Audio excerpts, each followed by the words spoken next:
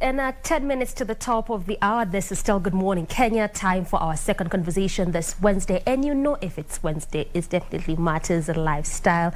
On set, I'm joined by Dennis Osadebe. I did it correctly? Yes. Yes, Dennis Osadebe. Who's a fashion designer and the founder of DND Clothing. We'll be talking about the fashion space and specifically how COVID-19 has affected this kind of industry. We definitely know that COVID-19 has affected different industry. Key among them, there's entertainment, hotel, as well as tourism, which form the bigger part of what has been affected by COVID-19. But how about the fashion space? That is our conversation this morning. Dennis, before you go to the whole aspect of COVID-19, how about you begin from the basics? You describe yourself as a fashion designer, stroke an entertainment enthusiast. Is it so? Yes. How do these two come about? I mean, fashion, entertainment. Yeah, actually, I started from Nigeria. I was making movie. I have my own entertainment company. It is called DCS Entertainment. So from there we start making different kind of costume, and you know, the idea of you making something that is beyond just Western style came up, and that is exactly where we started from. So it was all just from what you were witnessing while you were making movies? Yes. So then do you still make movies, or you just went to fashion altogether? My last movie that I did was, I think, 2011. That was my last movie before I moved to Europe. So what I did was I went there to make a feasibility study and understand the basic of why in Africa, you know, people look at us like only when they see Ankara or Ketenge, they think that is the only thing that we can be able to afford. And I think that is the only thing that is our style. Yeah, but you see, we are trying now to see also, let them look at Africa making suit, for example. Look at Africa making silk kind of shirt. Look at Africa making something that is beyond what they just think. Yes, like in China or in Japan, you see they have their own uniform, yeah? People recognize them with exactly what they do. But you see, they are the same people who make suit shirts and different kind of things that we wear back here in Africa. So what we do is to change also that mindset, that perspective of people thinking is only Ankara or Ketenge or what do we call it, or Woodin of Ghana that only Africa can be able to afford. So that is why we decide to form something apart from just Ankara. So we create Ankara in a Western way, kind of. So now we are now turning Ankara into silk. We're using it into lining for suit. We're using Ankara to make something different. We're using Ketenge to make even jeans. So we're changing that mindset of you believing that is only about when you see what you call it, when you see like Ketenge, that is only for Africa. So that is exactly what we changed before we moved to Dubai. All right, and that's a beautiful perspective, because just the way you're mentioning, there's that mindset, just thinking that this is the only thing that perhaps Africa can make, yet you have so much potential to do even much more. All right, so when DND Clothing was back, this was in, is it 2016? We started 2015 in Dubai. In 2015 yes, in Dubai. In Dubai. So 2016 we were able to reach all part of Dubai, and from end of 2016, so a lot of clients were coming, okay, if you can do this kind of creative design, can you make me suit, for example? Can you make me jacket, for example? Can you make me wedding gown? And we started doing different custom made for different nationalities in Dubai. And we now think about how can we now turn this, our custom made, to a brand. So 2017, we now form DND Clothing, and we start printing our own fabric. We start turning Ankara fabric into Western wear, and it went viral in Dubai. All right. So definitely you can clearly say that the progress has been good so far. Has it? Yes, because in Dubai we are the first to, number one, registered African fashion in the system, and we also are the one that is recognized in UAE as the brand that is recognizing Africa into something that is very great. And apart from that, the government of Dubai as well recognizes us as a company who is doing very great in UAE. Yeah, which is a good thing. So I wouldn't want to ask you how it makes you feel, because I know it's a good kind of feeling, you know, just being an African country being an African rather being recognized in the UAE. But altogether, from your perspective as a fashion designer, what does this make you feel about African designs being recognized even beyond the African continent? Yes, when we did in 2019, when we do is called World Fashion Award, and we participated into so many design with different country, America, European, and we came out third. Italian came out first, and I know, because we're the first time, you know, when it comes to Africa, people think that, oh, there is less they can give. You understand? But we did our best, and at the same time, we came out. That also motivates us to say, okay, if we can be able to do this, let's go back to our mother's land, which is Africa, set up a factory where we can be able to, at least we can speak the same language, so we can share to the world what we have. So that is what even motivates us to come to Kenya to establish our first African location. So at least it makes you feel that for true, you know, what we make as Africans can also be appreciated beyond. Yes. Now, when you talk about that competition, you won, is it third place, I believe? Yes, we won. And again, being the first African also. Yes, okay. We won third place, and for Barbie doll, we won second place. And this gives us the motivation to see that, okay, if you can be able to do that means you can excel into the world. And from that time, we decided to say, okay, it's not just limited to custom made. Now we want to share as a brand to the whole world. And from after that, we start having representative like in US, we start having representative in Paris, we start having representative in London, and and this is where we are now. This kind of, I mean, the winning, it's again, definitely a good experience. It's definitely made you feel good as a fashion designer. But how did this entire experience just shift your mind as a fashion designer, even in terms of what now you create and what you might want to create even moving forward? Well, the experience makes us believe that there is nothing in your mind that if you really put something in your head that you can achieve. That is about your energy, that you just need to sit and focus and believe in exactly what you're doing, believe in your dream, and start fighting for it. As long as you have the right team with you, I think sky is just the beginning. Yes. Well, that is interesting. As long as you have the right team with you, that's just the beginning. Yes. All right, so let's go to your creative process again as a fashion designer. I always love to ask this question to every creative. Could be in music, could be in movie creation, or even fashion, because this is a creative kind of industry. How is your process like? For instance, if a client comes to you, perhaps, and they will tell you, I want this and this kind of a design, or I saw this somewhere, and I think I want a replica of the same. What really goes into your head? Do you create this exact what they mentioned, or you just go deep into your creative process as a person? Okay, if a client comes, for example, and said, okay, I saw something, for example, in red carpet or whatever, and come, we make sure that we give exactly the same, because we're designers and we have different designers from different parts of the world. We have Italians with us, we have from Russia, we have from Asia, Pakistan, Indian. So we have different kind of people, and we have amazing thinkers from Africa as well. So what we do is that if you have something that you want us to replicate for you, we will do exactly that. But sometimes, you see, we also advise you that instead of us replicating exactly, instead of, let's say, Z, we can turn L, so it become your personal. Because when it comes to custom made, you don't just copy people. So you do something that is amazing so that others can as well copy you. So that is exactly how we strive. But ideally for you, it's what you see is what you get. We will do that exactly. If exactly what you want, we will give you exactly that. Exactly that. Yeah. Well, then have you had to perhaps deal with those difficult kind of customers or clients? I mean, you've really traveled across, I can imagine. So there are perhaps different people, different mindsets. Have you had to deal with those difficult clients? Yes. And how is it like for you?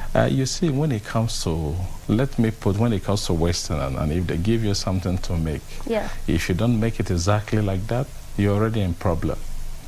And you see, sometimes you see they have this kind of my grandmother gave me this fabric and I don't want to toy with it. I want you to make me what something with this. And if you make one mistake, you're already in problem.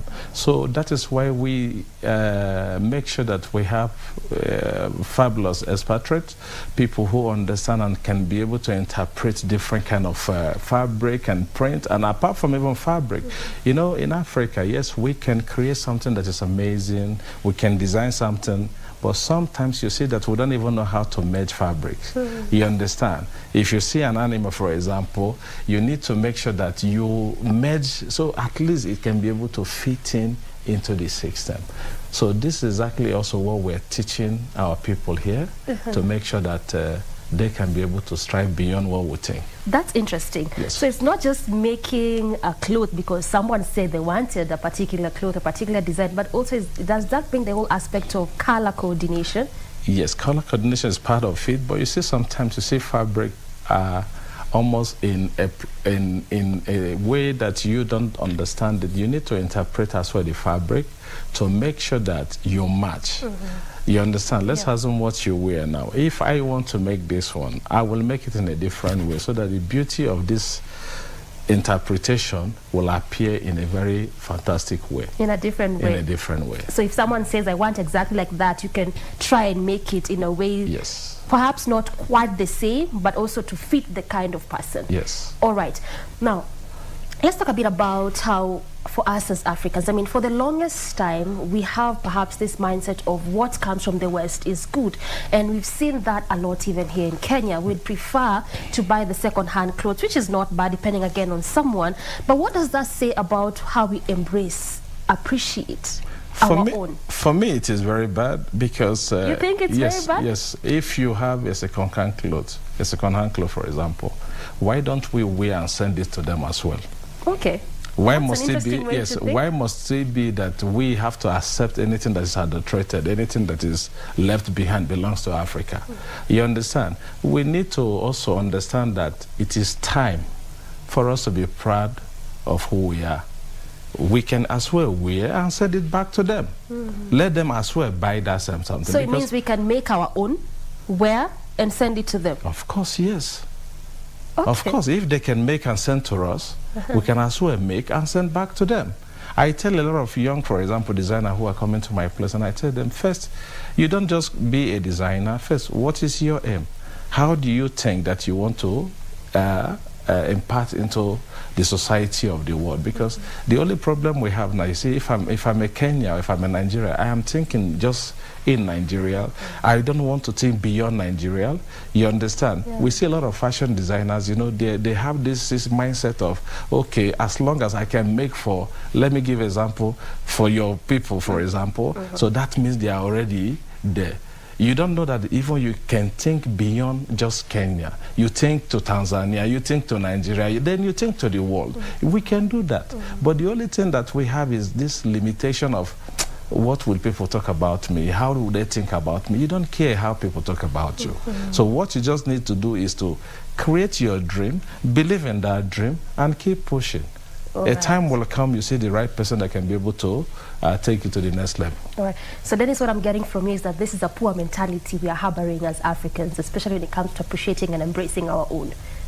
Yes. For example, if you come to a place like in Africa, you see, we believe in this. If you are not in this cartel or if you don't belong to this society, that means you cannot make it, or he needs to come to us, so let us just put him in the right place. Yeah. It doesn't work that way anymore. The world has gone beyond that. We're in a digital world now, that even from your bedroom, you can reach to the world if you believe in yourself. So why do I need to join one community for me to excel? That mentality needs to die. We just need to believe in ourselves and encourage ourselves. And apart from even encouraging ourselves, we need to work together. Because it's a very big market. Only Africa, when it comes to fashion, I will have 1.something billion in Africa. So you can be able to imagine the potential if we can unite as, let's say, even 10 fashion designers creating something that same way the Westerners are doing. You see, a cameraman will come, a makeup artist will come, a fashion designer will come. They will form a cartel because you need to help each other. Yes, that is the only way you can grow. So through you quality something that you make, a cameraman takes your picture. What he got? he has quality picture as well to show his job. Yes, a makeup artist will come make your face. She has also a quality picture to show about her job. So we need to try to see how we can be able to, join together and push, because the more together, the better we become. Yeah, that's beautiful. So again, it also means the other thing that we are lacking is that collaboration, coming together. Yes, okay. You see, in Africa, we just believe that if me and you now form a company, or the next thing I'm thinking how to, to corner you or to do something, thinking that, I will be telling you that I know better than you because I'm the one writing or because I'm the one creating. So those mindsets need to die. For example, look at the Chinese people. If they want to open Chinese restaurant, for example, now, you see them like 20. They will donate 1,000 or 2,000. Already they gather $40,000. They set up a start. So what do? You become the manager, I become the sales, this one become like that. Before you know, they will open another branch. From there, one person go there. They will open another branch. From there, one person go there. And before you know, they own hotels, chain of hotels, because they were united. But in Africa, we don't think about that at all. What we always put in our mind is that it's my company. I am the owner of this business. You understand? Yes. I have different challenges even here when I came. You see, you train people, they think they become better. Before you know, I want to go open my business. I said, okay, good luck. I wish you the best. Really you don't even know the system yet. Less than 6 months, 1 year, they are living. And at the end of the day, you find out that this thing is something that you need to, put in your time and have a better understanding of exactly what you're doing. Wow. I mean, this is some powerful nuggets. I mean, especially for even those that are watching and want to get into the fashion business and the fashion world, this is the place to be, to try and understand the basics and the nitty-gritties. You need to, because in Africa, you see, even in Nigeria, it happens. You see, we can create something very interesting, but the finishing is always a problem. Attention to detail is always the problem. We don't pay attention to that. No, because you can only give what you have. Okay. You can only give what you have. If in school or whatever you learn how to cut in one-sided, you cannot become a magician. You understand? So we need to pay more attention, travel out there, have better experience, come back, you can teach. Because at the end of the day, I'm telling you, in Africa, we can create something that is amazing. But what about the finishing? What about the quality of exactly, how can you show to the world that, okay, you can be proud and say, yes, this is made in Africa. Most African you see today, yes, they design, what they do, they take this, their design, goes to, for example, Asia, anywhere, make the same dress and come back and tell you, I'm a brand. For me, you are still not a brand until you start practicing that in your local domain and making sure that other companies out there accept your product. Because you see, if you're always a champion in your house, you need to go out there and see if you're a champion outside there. That is when you see now competition comes. That is when you see now other international companies will come to our own place and compete with us as well. Because you see now, how many runway we have in Africa? Even if you see one of the best runways, Mercedes runway, is not owned by Africa. We aspire to see ourselves in New York Fashion Week, to see ourselves in the Paris Fashion Week. How can you have your own if you are not united? It's very important to just be in unity.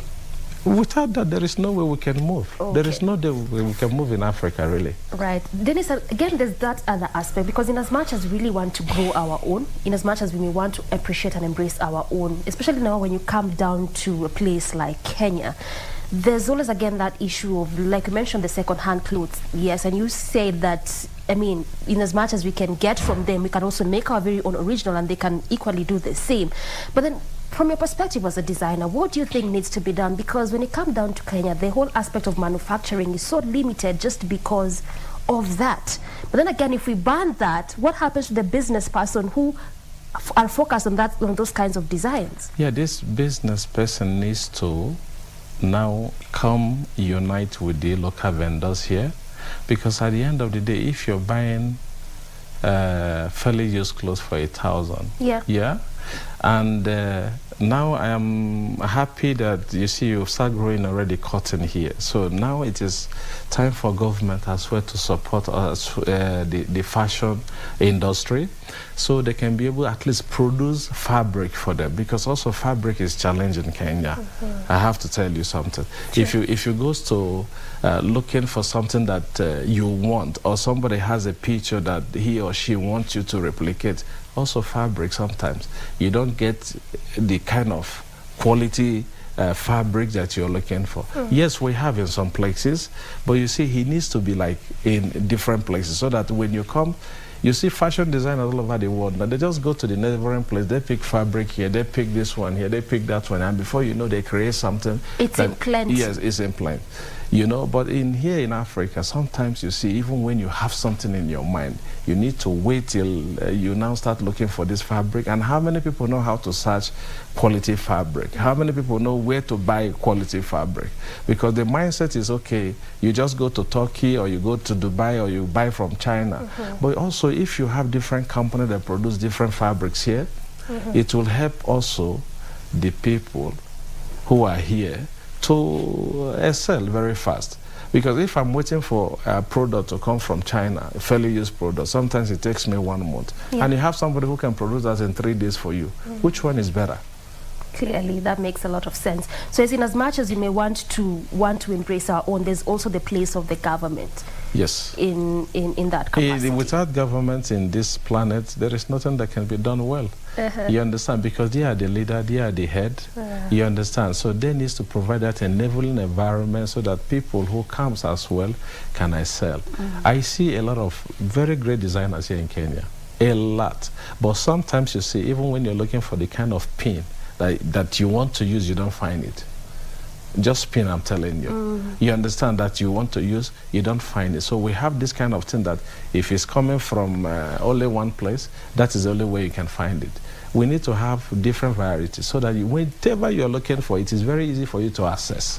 And once you can access that, your mind now will start working. That thing that you have in your head, you will bring it, and the world will embrace it.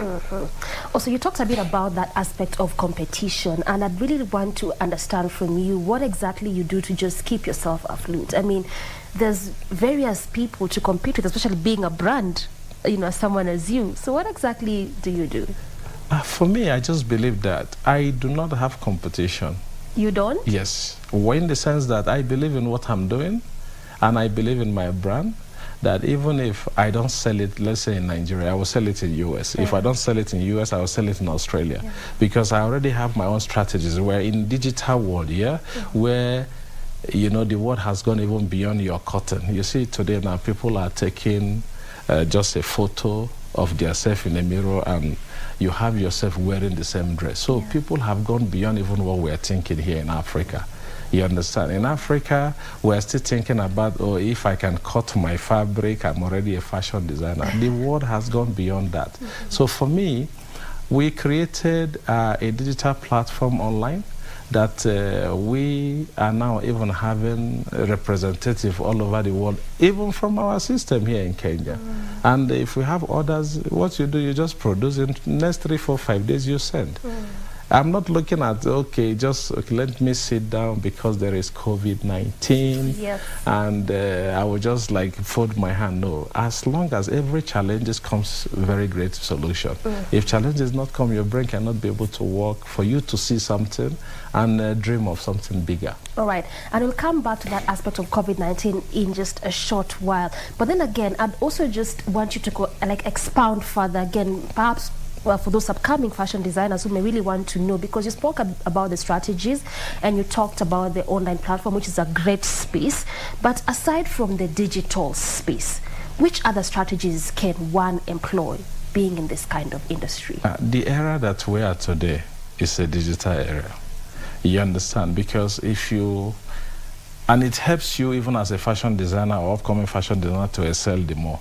Because you see, in those days when you produce first, I need to look for John to wear my dress first to show. But you can even wear your dress and show to the world, this is what I made from your bedroom, and the world will embrace it. You understand? Now, if you're looking at community, you know, sometimes community also, you know, kill your mindset.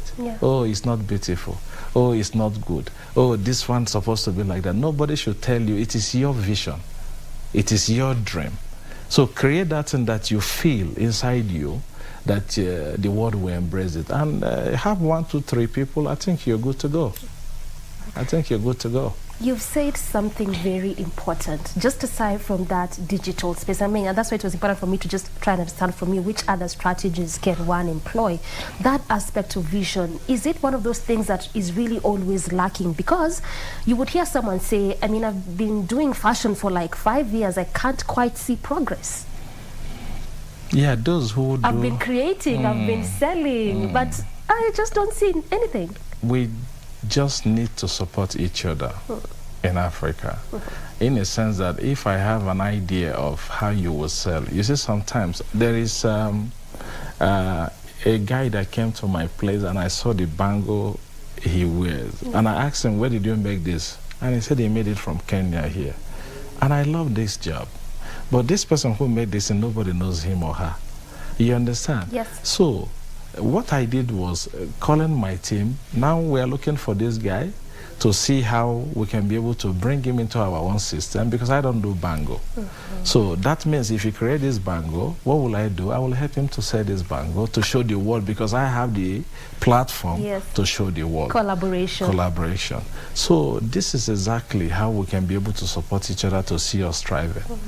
That is, in my own opinion. Now that brings that whole idea, the way you're saying it's important to come together, to unite, put minds together, see what we can create even as Africans. Because that's the only way you can. You imagine that when you want to pee, you're peeing here, you don't see foam here.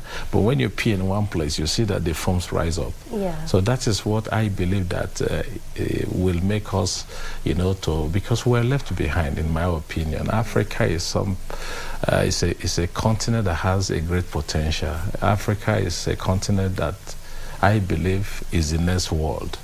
You understand? And without unity, without coming together, it will be a very difficult journey.